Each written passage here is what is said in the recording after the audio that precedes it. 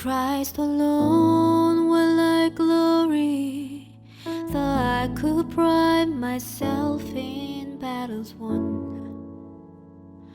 For I've been blessed beyond measure, and by His strength alone I'll overcome.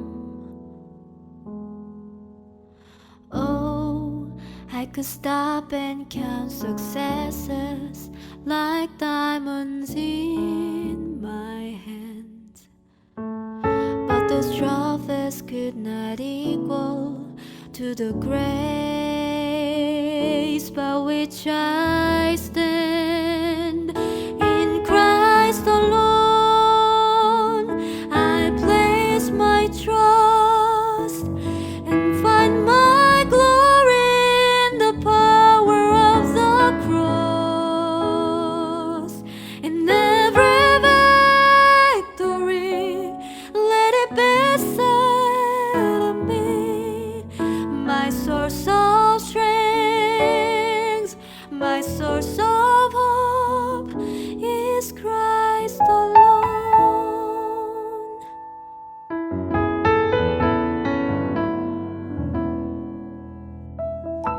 예수 안에 영광이 있네, 주 은혜로 나 구원 얻었네.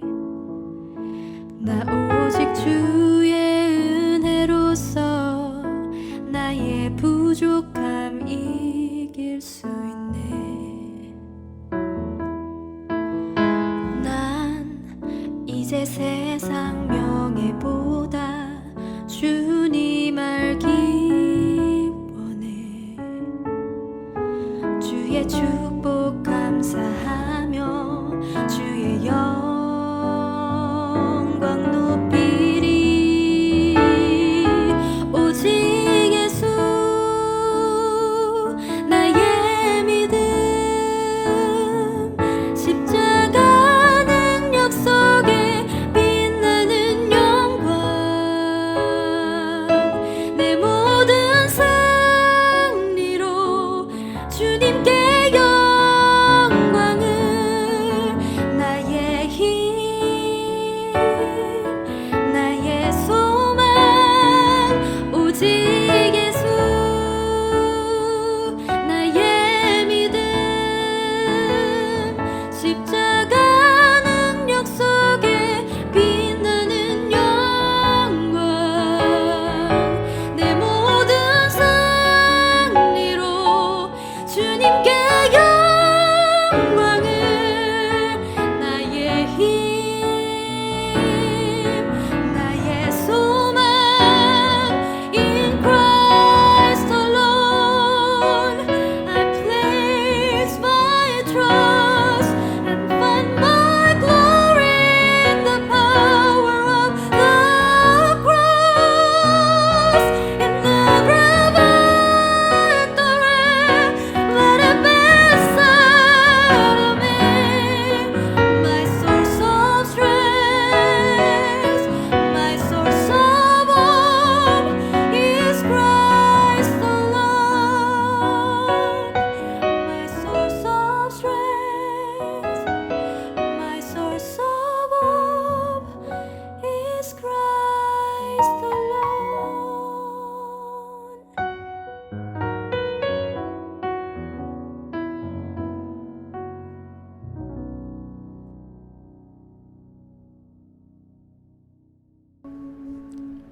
하나님은 영이시니 예배하는 자가 영과 진리로 예배할지니라. 주님, 우리 가운데로 오시옵소서. 우리가 주를 기다립니다. 죽음의 땅에 주의 생명이 샘솟게 하소서. 거짓의 땅에 주의 정의가 흐르게 하소서. 폭력의 땅에 주의 평화가 넘치게 하소서. 절망의 마음에 웃음을 주시고 고통의 마음에 위로를 주소서. 이 시간 우리가 주님을 찬양하며 주님의 말씀을 듣고 주님의 사랑을 나눕니다. 주님, 우리 가운데로 오시어 주님의 뜻을 이루어 주시옵소서. 예수님 이름으로 기도합니다. 아멘. 네, 오늘 우리가 함께 읽을 시편은 시편 86편에 있는 말씀입니다. 함께 교독하도록 하겠습니다. 주님, 주님의 길을 가르쳐 주십시오. 내가 진심으로 따르겠습니다. 내가 마음을 모아 주님의 이름을 경외하겠습니다.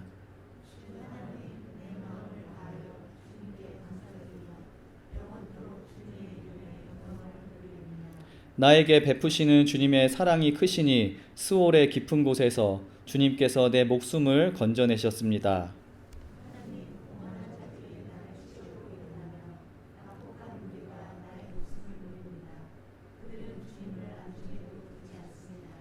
그러나 주님은 자비롭고 은혜로우신 하나님이시요 노하기를 더디하시며 사랑과 진실이 그지없으신 분이십니다.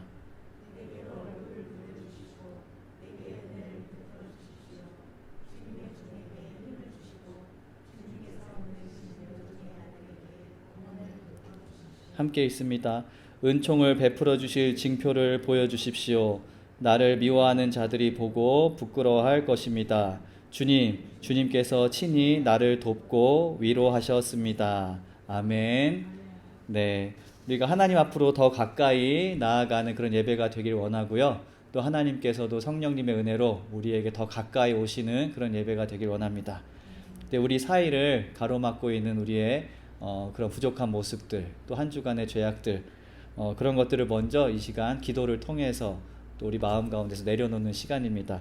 우리 함께 회개와 또 고백의 기도를 드리실 때 우리 공동체로서 먼저 우리 회개의 기도 드리도록 하겠습니다. 함께 스크린과 주보에 있는 함께 드리는 기도로 기도하겠습니다. 하나님, 우리가 이 세상에서 주의 말씀과 복음대로 살지 못했음을 고백합니다. 우리의 죄악과 욕심 때문에 우리에게 향하신 하나님의 사랑과 믿음을 저버리고 살았습니다. 세상을 향한 헛된 욕망 때문에 진정한 복음의 소망을 잃고 살았습니다. 하나님을 향한 진정한 사랑이 없어 이웃을 향한 우리의 사랑도 메말랐음을 고백합니다. 이제 십자가의 은혜로 그 죄악과 욕망에서 자유롭게 하시고 잘못된 우리의 삶을 주님의 말씀으로 바로잡아 새로운 삶을 살게 하옵소서. 예수님 이름으로 기도합니다. 아멘. 아멘. 이제 개인적인 또 회개의 기도, 고백의 기도를 드리시겠습니다. 또 기도하시면서 우리 갖고 계신 기도의 제목들, 또 중보 기도의 제목으로 함께 기도하겠습니다. 함께 기도합니다.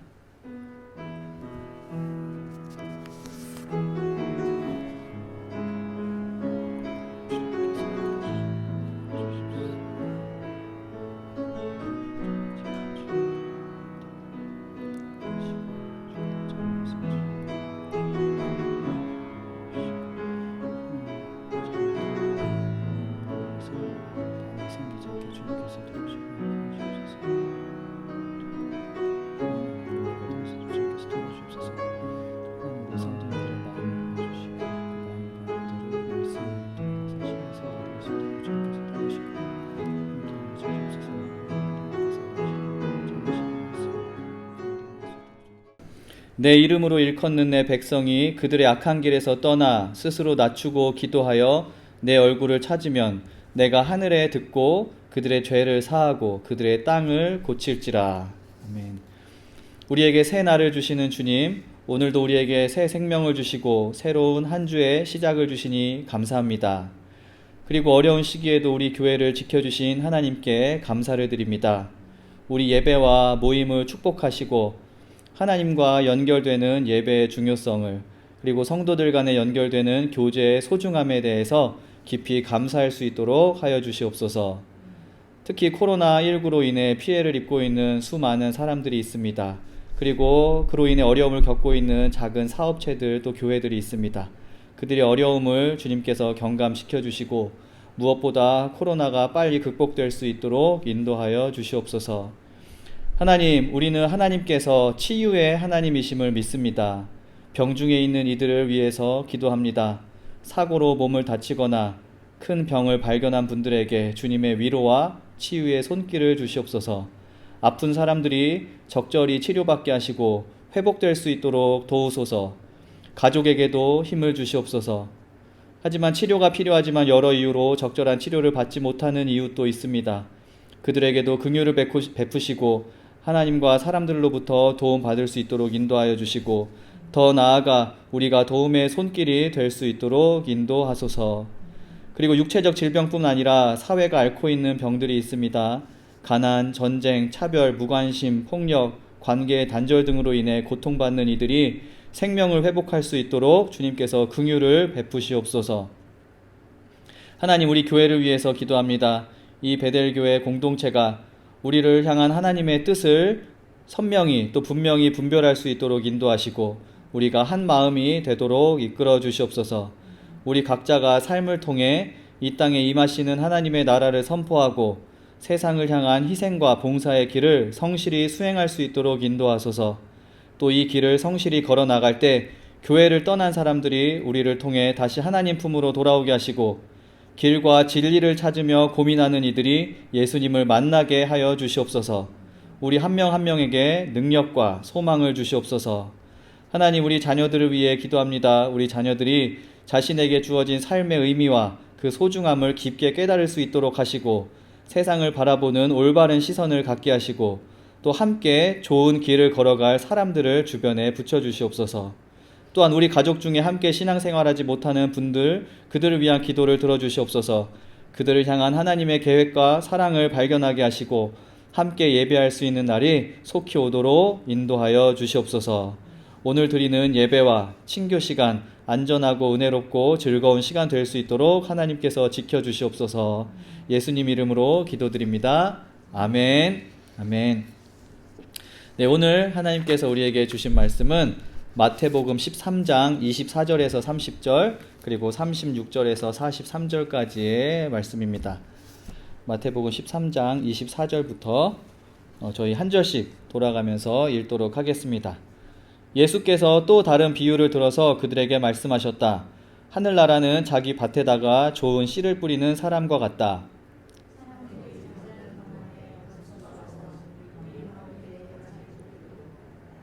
미리 줄기가 나서 열매를 맺을 때에 가라지도 보였다.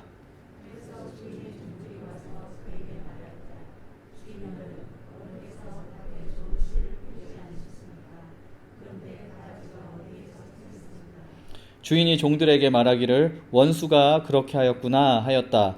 종들이 주인에게 말하기를 그러면 우리가 가서 그것들을 뽑아버릴까요 하였다.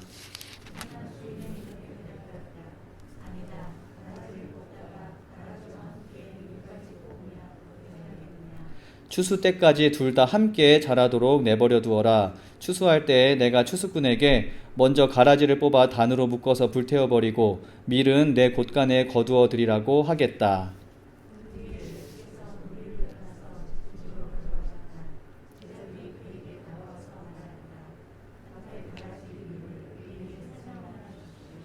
예수께서 말씀하셨다. 좋은 씨를 뿌리는 이는 인자요.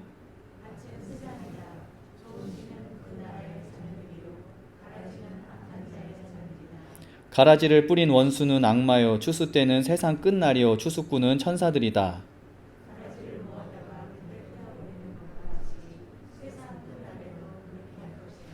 인자가 천사들을 보낼 터인데 그들은 죄짓게 하는 모든 일들과 불법을 행하는 모든 사람들을 자기 나라에서 모조리 끌어모아다가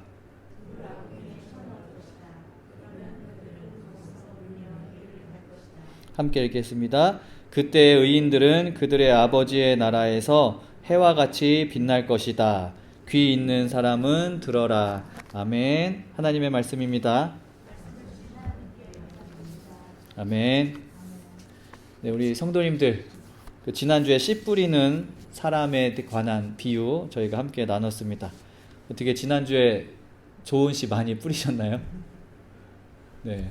아니면은 또 씨를 뿌리는 사람으로서 뿌리셨는지, 아니면은 우리 마음밭의 비유라고도 할 수 있다고 말씀드렸는데, 우리 마음밭이 어떻게 그 안에서 돌 몇 개 건져내시고 또 잡초 몇 개 뽑아내셨는지 궁금하기도 합니다. 지난주 설교 이후에 저한테 이렇게 피드백을 해주신 분들이 몇 분 계셨습니다. 하나님께서 은혜를 주신 거라고 믿고요. 우리 안에 있는 돌들 또 걷어내고, 또 우리가 무모해 보이지만 그런 씨앗들을 더 많이 뿌리면서 그렇게 살아갈 수 있기를 소망합니다.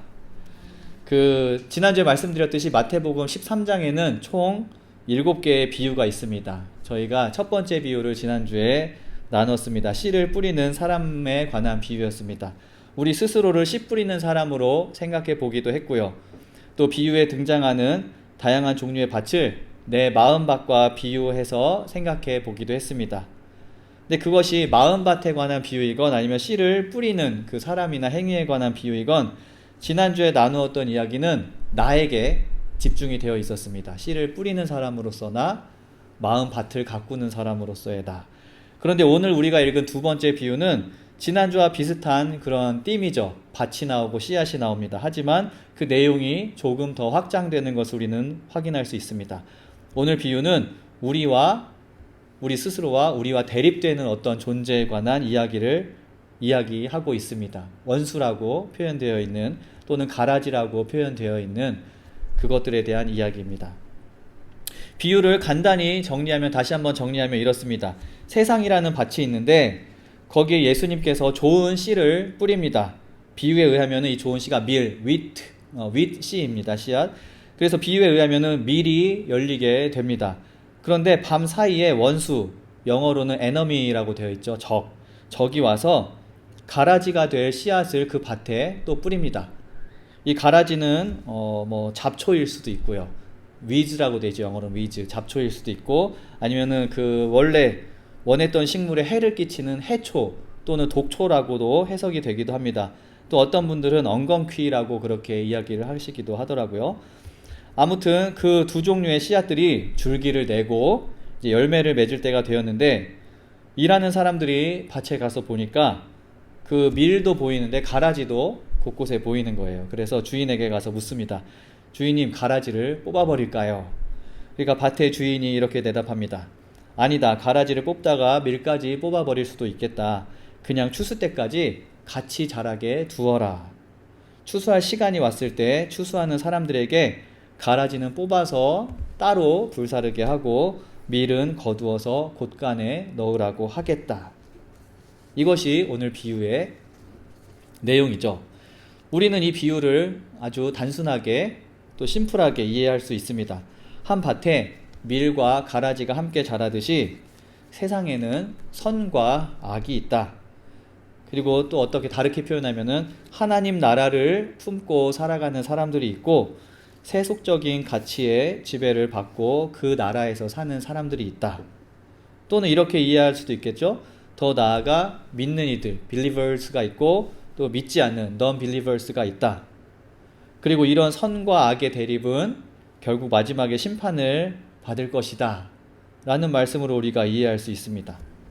그런데 제가 보기에 또 하나님께서 이 말씀을 준비할 때 은혜를 주시기를 오늘 우리가 이 비유를 읽으면서 또 함께 나누면서 생각해 볼 때 중요한 포인트가 있는데 그 포인트는 그런 뭔가 선과 악의 대립이라기보다는 밀과 가라지를 바라보는 그 주인의 태도, 그 주인이 어떤 마음을 가지고 밀과 가라지를 바라보시는지를 우리에게 말씀하시려고 하시는 것 같다는 생각이 들었습니다. 뭐라고 이야기하셨냐면요. 기다리자, 일단 지켜보자 라고 말씀을 하셨습니다. 그런 주인의 태도에 대해서 우리가 함께 생각해 보려고 합니다. 그 팔레스타인의 농업 문화를 잘 아는 학자들의 그런 이제 의견에 의하면은 밀과 가라지는 그 모양이 아주 완전히 다르다고 하더라고요. 특히 다 자라서만 다른 게 아니고 그 줄기가 날 때부터 서로 다르다고 하더라고요. 그래서 사실은 그 마음만 먹으면은 밀이 상하지 않게 얼마든지 뽑아낼 수 있다고 합니다. 사실은 그 잡초를. 그런데 그 뽑아낼 수 있으면은 사실 그게 더 풍성하게 왕성하게 자라기 전에 뽑아내는 게 더 좋은 거잖아요. 그 밭을 위해서는. 그리고 그것이 우리의 수고를 덜 수 있다는 거, 나중에 해야 할 수고를 덜 수 있다는 거 우리가 모두 알고 있는 사실입니다. 저희도 잔디밭도 가꿔보고 하니까요. 그리고 우리가 가라지를 만약에 악이라고 생각을 해볼 수 있겠는데 그걸 만약에 악이라고 생각해 봤을 때 그것이 악이라면은 조금 더 작은 악일 때 제거해 버리는 것이 당연히 더 이롭겠다라고 우리는 생각할 수 있습니다. 그렇기 때문에 기다려보자고, 지켜보자고, 추수할 때까지 기다리자고 하는 그런 주인의 태도, 우리는 그 주인의 말씀이 쉽게 이해가 가지 않습니다. 조금이라도 어릴 때 빨리 뽑아내야 되는데 왜 기다리자고 하는 것일까? 그런데 우리로 하여금 이렇게 그 주인과 반대되는 태도로 빨리 속가내야 할 텐데 라는 그런 마음, 그런 생각을 하게 만드는 핵심적인 그 가정이 사실은 우리 마음속에 있는 것 같습니다. 그건 뭐냐면요. 우리는 모두 내가 스스로 밀이라고 생각하기 때문인 것 같습니다. 밭이 있는데 내가 밀이라고 생각하니까 가라지 빨리 뽑아버려야죠 라는 마음을 갖는 것이 아닐까라는 생각을 합니다. 교회에 다니고 예수님을 믿는 내가 밀이라고 생각을 하기 때문에 왜 빨리 잡초를 제거하지 않냐라는 생각을 한다는 것입니다. 비유에 등장하는 밭을 우리 교회라고 또는 우리 사회라고 우리 나라라고 또는 인류 전체라고 했을 때 나는 그리고 내가 속한 조직 수많은 교회 중에 우리 교회 그리고 우리 교회 안에서도 이제 나랑 친한 어떤 그룹들 몇 명 그 특정한 사람들을 밀이라고 생각하기 때문에 왜 하나님은 가라지를 지켜보고 제거하지 않나 왜 빨리 고쳐주지 않나라는 생각을 하기 쉽다는 것입니다. 성도님들은 밀인가요? 밀? 스스로 한번 물어보시면 좋겠습니다. 세상이라는 밭에서 또는 미국 사회라는 밭에서 우리 교회라는 밭에서 또 우리 가정이라는 밭에서 성도님들은 밀이신가요? 이렇게 물어보시면은 아멘 하셔야 되는 거 아니에요 원래. 근데 지금 아멘 마음속으로 하셨을 수도 있는데 저는 우리 성도님들 모두 밀이라고 생각을 합니다. 저는 모두 밀이라고, 저도 밀이라고 생각을 하고 우리 성도님들 모두 밀이라고 생각을 해요. 그런데 하나님이 우리에게 주신 은혜는 우리 모두가 밀이 맞는데도 불구하고 과연 내가 밀이 맞나 라는 그런 생각을 잠깐이라도 하게 만드시는 그것이 저는 하나님의 은혜라고 생각을 합니다. 우리가 스스로 돌아보면서 내가 정말 밀인가, 내가 밀로서의 자격을 갖추고 있나 라고 스스로를 한 번 더 돌아보게 하나님께서 만드신다는 거죠. 그 생각이 저는 무척 중요하다라고 그렇게 믿습니다. 우리가 그렇게 스스로에 대해서 의문을 갖는다는 것은 이 세상이라는 밭에서 또 한 가지 우리에게 알려주시는데 이 세상이라는 밭에서 우리가 밀과 가라지를 구분하는 것이 그렇게 단순한 문제가 아니라는 것을 하나님께서 그 마음을 통해서 우리에게 가르쳐 주신다고 저는 생각을 합니다. 내가 과연 밀인가 아닌가 생각하는 거는 그 마음속에는 밀과 가라지를 구분하는 것이 그렇게 쉬운 문제가 아니구나 라는 것을 하나님께서 우리에게 알려주시는 것입니다. 성도님들, 우리가 잘 아는 그 김재수 성도가 있습니다. 그 우리 교회 내에서는 그 타칭, 그 해외 선교부장이라고 불리우는 김재수 성도가 있는데 그 김재수 성도가 최근에 책을 한 권 썼습니다. 시장, 세상을 균형 있게 보는 눈이라는 그 쉽게 읽는 그 경제학 관련한 서적을 썼습니다. 제가 그 책을 요즘 읽고 있는데요.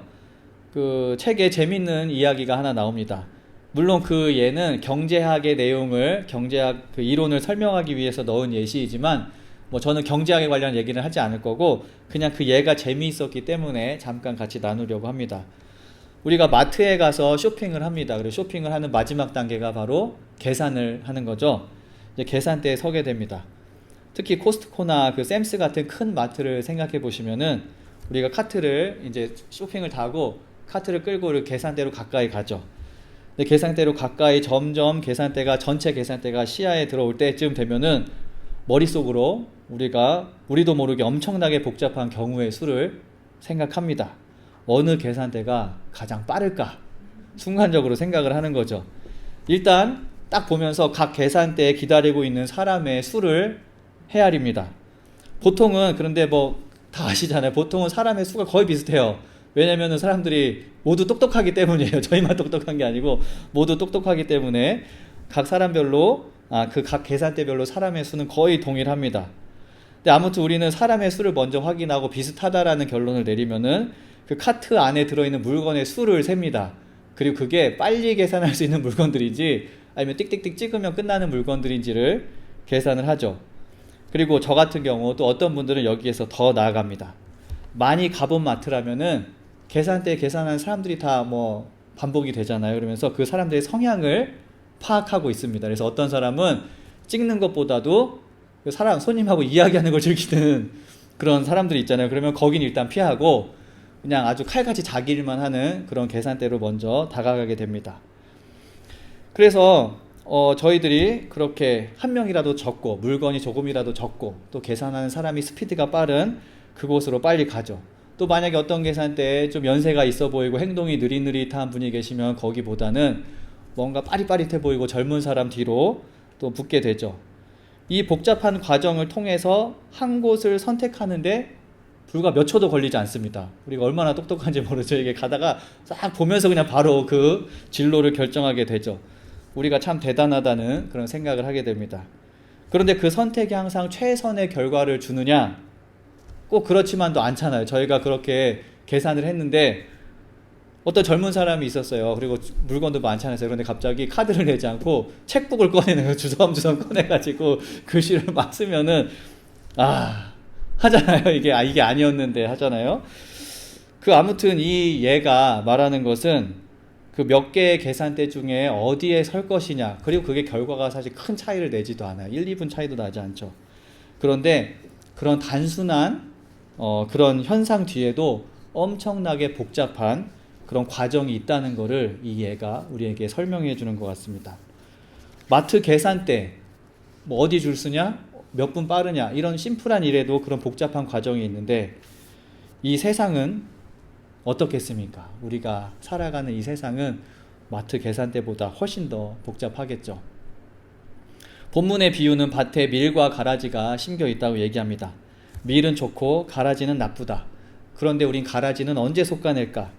이렇게 단순한 내용을 전달하고 있지만 세상은 그렇게 단순하지 않다는 것 우리 모두 알고 있습니다.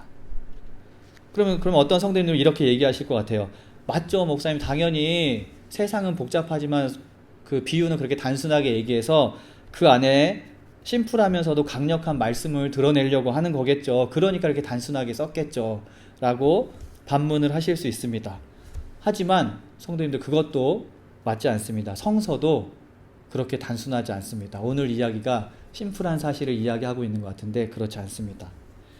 오늘 좋은 씨를 뿌리는 예수님과 대립되는 원수라는 그런 존재가 나오는데 그냥 우리가 나쁜 존재라고 이야기하기 쉽죠. 그런데 그 원수라는 존재에 대해서만 살펴보아도 그렇게 쉽지 않다는 것 우리는 금방 알 수 있습니다. 마태복음에 쓰이는 원수, 영어로는 enemy라고 번역되는 존재, 그리스어로는 에크트로스라는 그런 단어입니다. 에크트로스라는 단어. 마태복음의 이 에크트로스, 원수라는 단어가 총 7번이 나옵니다. 그리고 그 중에 3번이 오늘 본문에 나오고 4번이 다른 이제 맥락에서 나오는데요.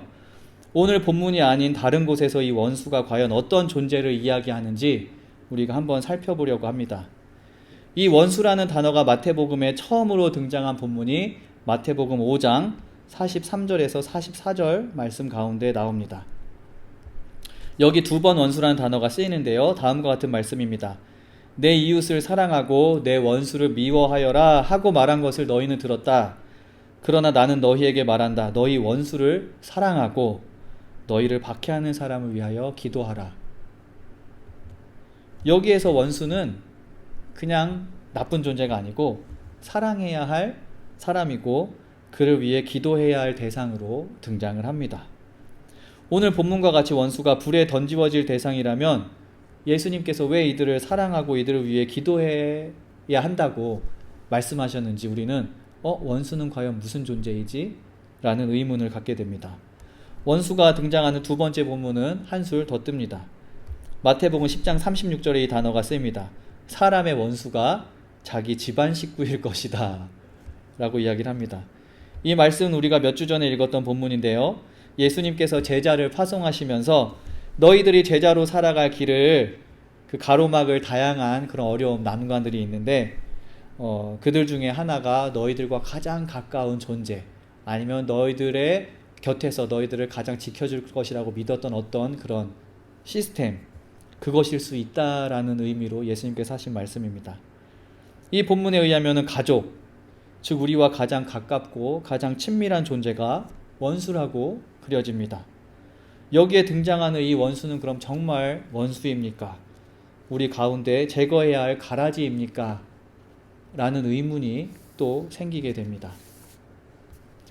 마지막으로 마태복음 22장 44절에서 원수라는 단어가 또 나오는데요. 내용은 다음과 같습니다. 주님께서 내 주께 말씀하셨다.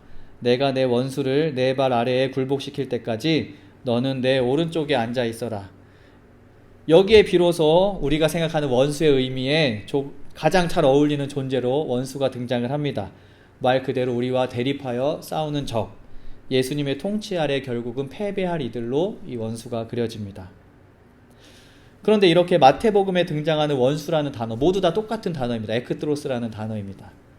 이 단어를 살펴보면은 원수와 우리와의 관계가 그렇게 단순하지 않다는 것을 우리는 금방 알 수 있습니다.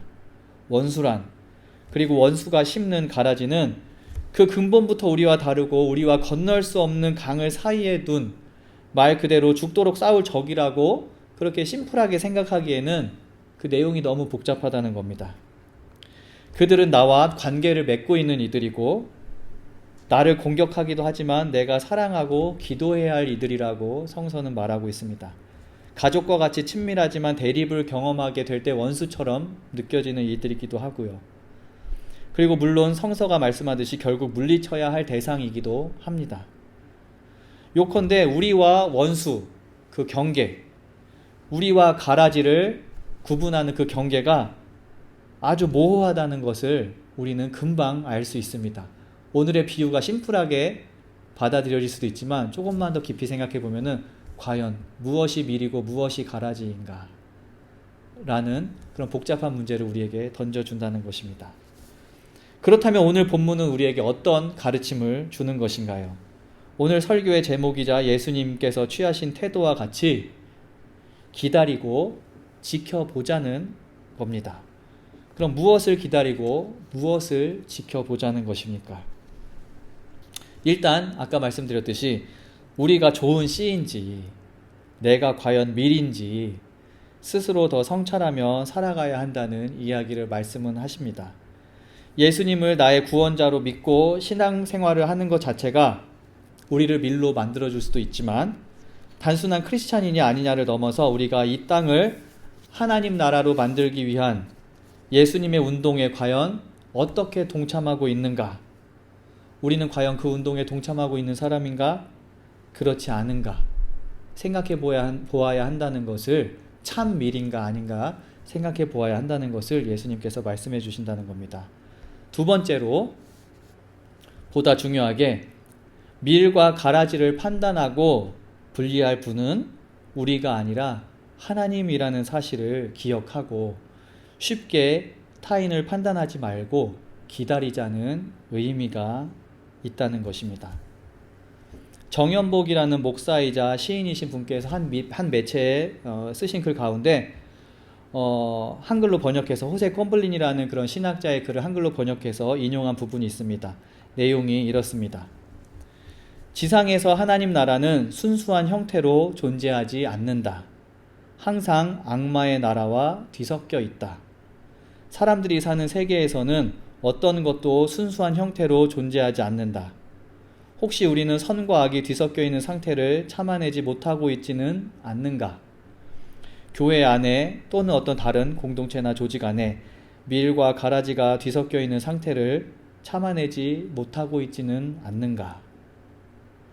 저는 가끔 우리는 모두 이중잣대를 가지고 사람과 상황을 파악한다고 생각을 합니다. 내가 선하지 못한 어떤 일을 할 때에는 세상에 완전히 순수한 것이 어디 있겠어.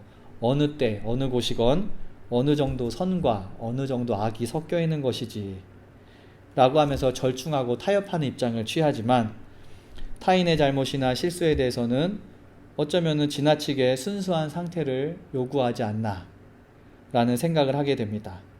이것은 교회 안에서 뿐만 아니라 우리 가정에서도 우리 자녀를 바라볼 때 우리 같이 사는 우리 메이트들을 바라볼 때 모든 조직에서 다 동일하게 일어난 일인 것 같습니다. 조금 전에 말씀드린 호세 컴블린이라는 신학자는 또 이렇게 이야기를 합니다.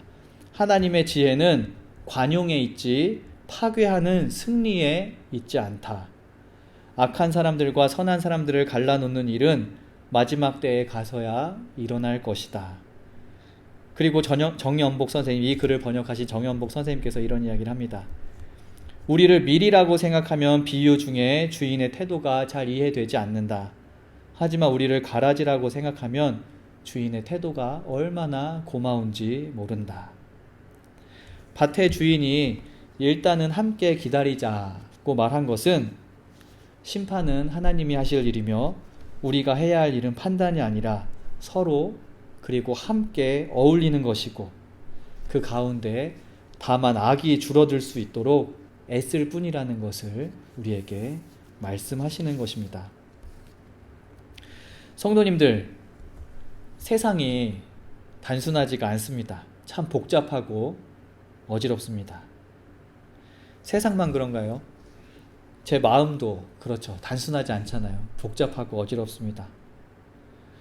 저희 가정 4명이 살죠. 그리고 한 명은 이제 1살, 한 명은 이제 3살 됐는데 이렇게 4명이 사는 저희 가정도 하루를 쭉 돌아보고 이제 잘 때가 되면은 참 복잡합니다. 그 아주 어린 다윤이 또 시윤이가 하는 행동을 봐도 복잡해요. 그 행동이 어떤 의미를 가지고 있는지 복잡합니다. 아마 성도님들 가정은 더 복잡할 것 같아요. 저보다도.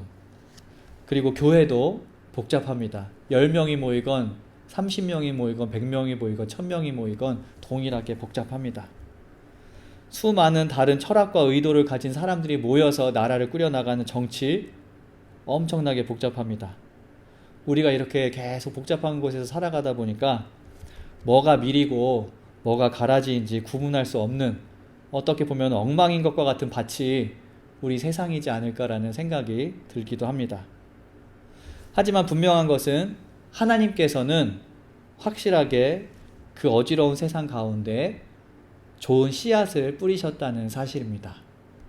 그리고 그 씨앗이 바로 성도님들 한 분 한 분이라는 사실입니다.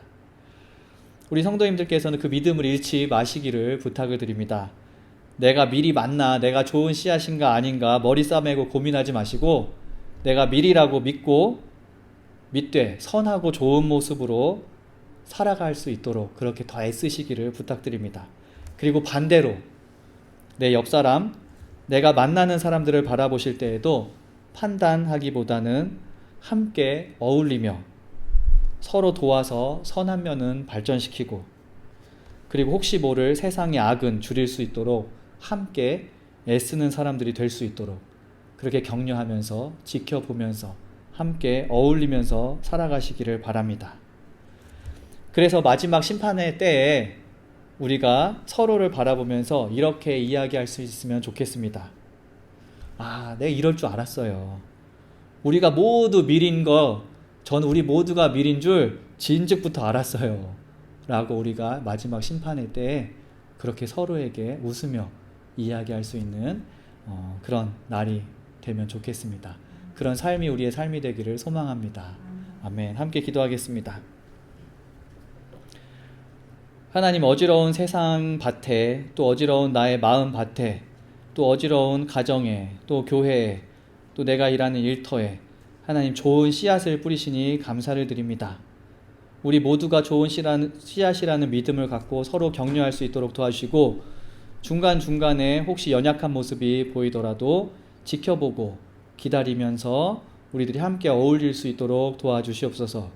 그리고 우리 가운데 분명히 존재하는 악들은 우리가 분별할 수 있는 지혜도 주시고 또 지켜보되 또 분명하게 또 뽑아낼 때가 됐을 때 뽑아낼 수 있는 그런 지혜도 우리에게 허락하여 주시고 하지만 우리가 뽑아내는 것이 아니라 하나님께서 하신다는 그 사실 우리가 잊지 않도록 주께서 인도하여 주시옵소서.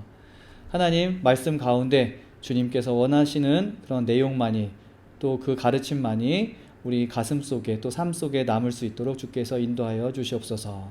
감사드리며 예수님 이름으로 기도합니다. 아멘. 네, 찬송가 1장 찬양하시며 봉헌하도록 하겠습니다.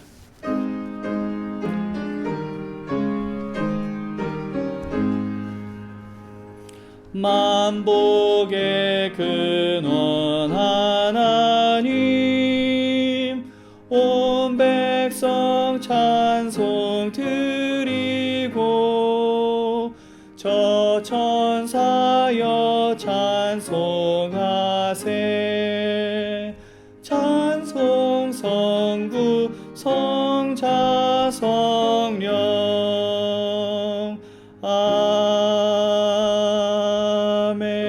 아멘. 하나님의 은혜와 축복으로 아무 가진 것 없이 태어난 우리가 지금의 삶을 누리고 있음을 기억하고 감사드립니다. 우리 가진 것의 참 주인이 하나님임을 기억할 수 있게 해주시고 주신 것에 부끄럽지 않도록 많은 것을 나누며 살아갈 수 있도록 인도하여 주시옵소서. 감사한 마음으로 드립니다. 우리 베델교회 가족들이 걱정하거나 고통당하지 않도록 해주시고 오늘보다 내일의 삶이 영육간에 더욱 풍성하게 인도하여 주시옵소서. 감사드리며 예수님 이름으로 기도드립니다. 아멘.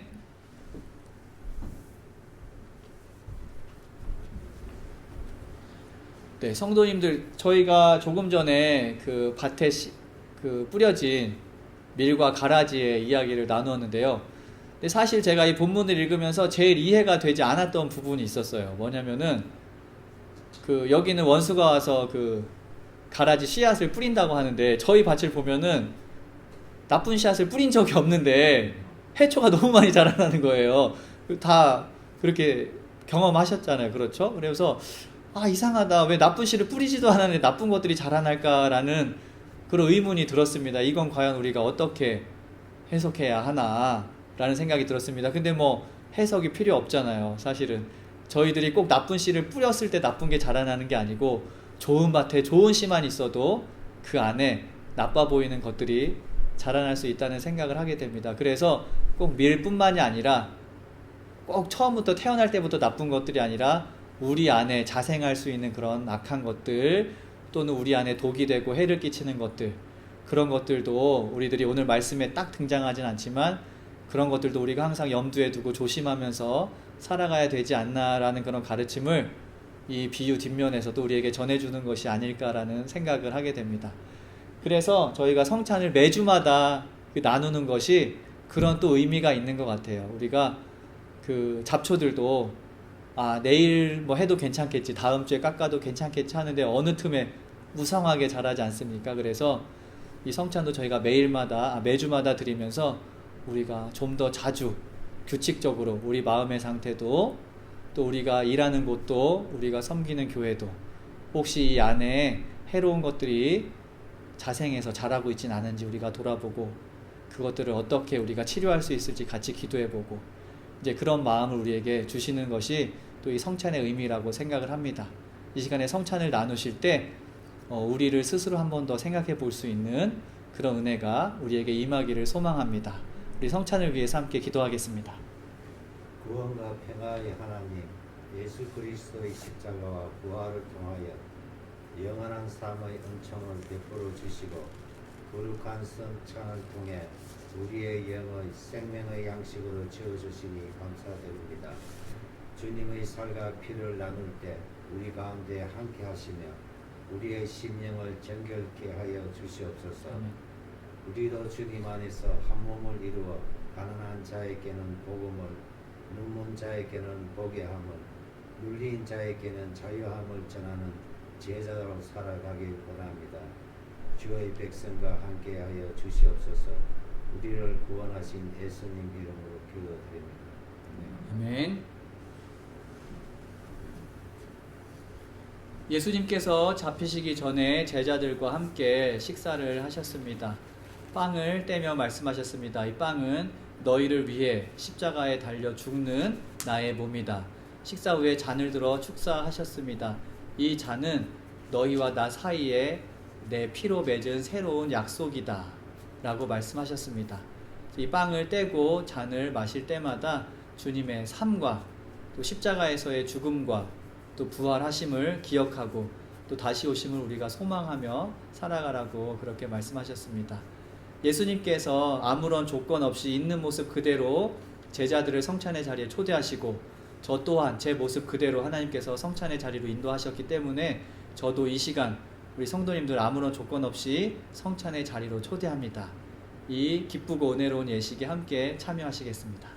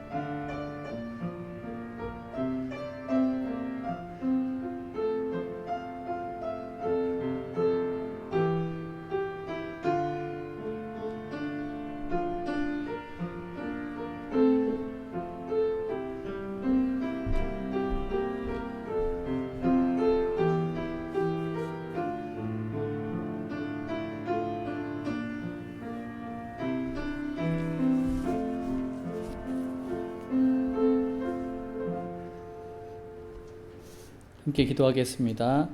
하나님, 주님의 살과 피를 나누었습니다.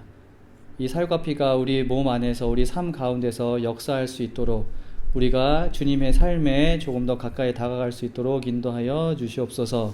지금은 주님께서 가르쳐 주신 기도로 함께 기도하오니, 하늘에 계신 우리 아버지여, 이름이 거룩히 여김을 받으시오며 나라가 임하시오며 뜻이 하늘에서 이루어진 것 같이 땅에서도 이루어지이다.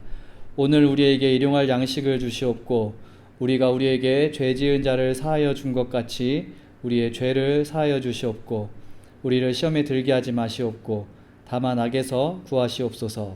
나라와 권세와 영광이 아버지께 영원히 쌓옵나이다. 아멘. 아멘. 우리 함께 일어나셔서 서로 바라보시며 축복하시고 평안을 나누는 그런 찬양 드리도록 하겠습니다.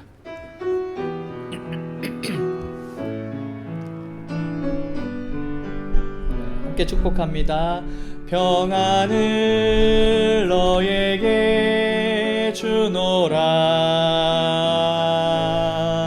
세상이 줄 수 없는, 세상이 알 수도 없는 평안, 평안, 평안, 평안을 내게 주노라. 하나님의 사랑이 우리 함께하길 소망합니다. 사랑을 너에게 주노라. 세상이 줄 수 없는, 세상이 알 수도 없는 사랑, 사랑, 사랑, 사랑을 내게 주노라.